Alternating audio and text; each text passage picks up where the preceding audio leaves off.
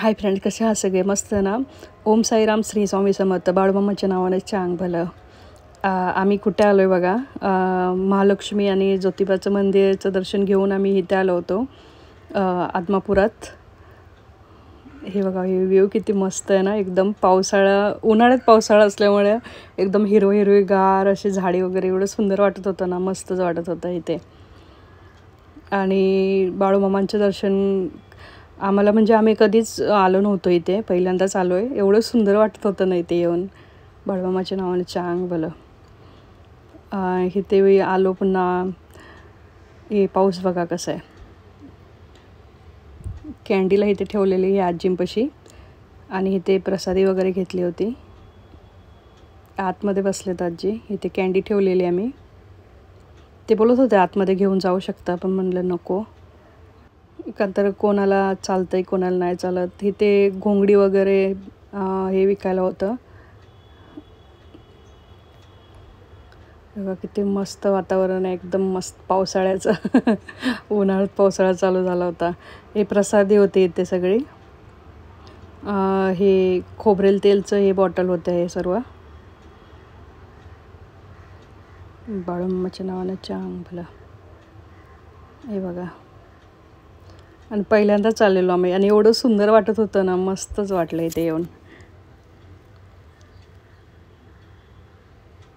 हे सगळं शॉपचं इथे हे केले होते, व्हिडिओ शूट केले होते.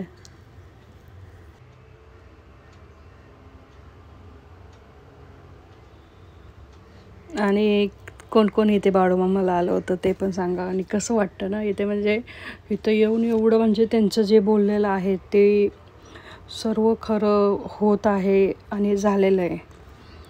इथे येऊन म्हणजे जे बोलत होते त्यांच्या ग्रंथामध्ये पण आहे की असं असं होणार आहे कलियुगात, तर ते खरं होतं आहे. इथे आम्ही लाईनीत उभं राहिलेलो, लाईन लागलेली. आणि म्हणजे ह्यांच्या भंडारा जरी तुम्ही आजारी असल्यावर जरी लावला किंवा तुम्ही बोलला तरी ते खरं होतं. म्हणजे इतकं हे आहे. हे बघा, इथे दर्शन करून येऊन सगळे इथे खाली बसलेले होते. छान होतं पण. आणि वातावरण असं थंड असल्यामुळे एवढे गरमी पण जाणवत नव्हती. छान होतं हे बघा. आणि ही सोय वगैरे मस्त केलेली त्यांनी, असं थंड वाटायसाठी वगैरे. असं बाहेर हे मस्त होतं बसायला वगैरे. असं उन्हासारखं, असं जरी उन्हाळा जरी असला तरी वाटणार नाही असं. इथे आम्ही सगळ्यांनी दर्शन करून येऊन फोटो क्लिक केले होते, का तर आतमध्ये फोटोशूट करून देत नाहीत. आणि मेन म्हणजे आमच्या कॅन्डीला जिथे तिथे ठेवायला प्रत्येकजण हे करत होते की नाही, असं कोणी बोललेच नाही.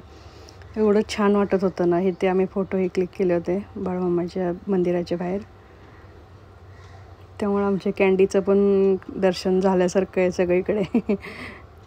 हे बघा, वातावरण बघा किती सुंदर झालं आहे. नंतर तिथून आम्ही दर्शन करून कुठे गेलो होतो बघा, मेतके. बाळूमामांच्या इथून मेतक्याच्या इथे बाळूमामांचे हे आहे, गादी आहे इथे. तिथे गेलो होतो. आणि त्या खांबाला जरी तुम्ही मिठी मारली वगैरे तर तुमची सर्व जी मागची पीडा असेल, भूतबाधा असेल, ते सगळे निघून जाते.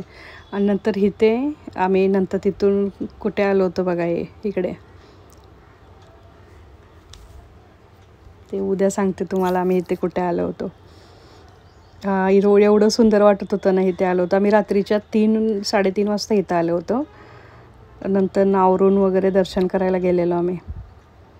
तर कुठे आलो होतं ते नक्की बघा उद्याचा ब्लॉग माझा. इकडचा व्ह्यू बघा किती सुंदर आहे. ही रूम घेतली होती, मला वाटतं वर्षभरासाठी, प्ले ग्रुपसाठी देतात आणि नंतर ना हे ज्यासाठी दर्शनासाठी देत असेल. रो हाऊस आहे त्याच्या बाजूला ही छोटंसं रूम दिलेली भाड्याने. आणि सकाळचा नाश्ता असतोय आणि जेवण असते 12 नंतर. तर ते आम्ही नाश्ता वगैरे करून 12 वाजता जेवण वगैरे करून दर्शनाला गेलो होतो. कुठे गेलो होतो ते नक्की बघा तुम्ही आणि बोला बाळूमामाच्या नावाने चांग भलं. हे बघा, हे निघालो होतो आम्ही.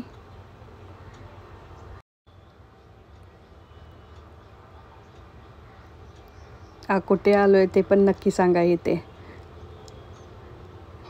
बाय.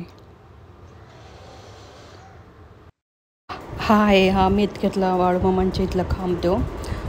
ह्याला जे पण हात लावल ते भूतबाधा असेल, जे काय मागची पीडा असेल ते निघून जाते. करा दर्शन बाळूमामाच्या नावानं चांगलं. बाय.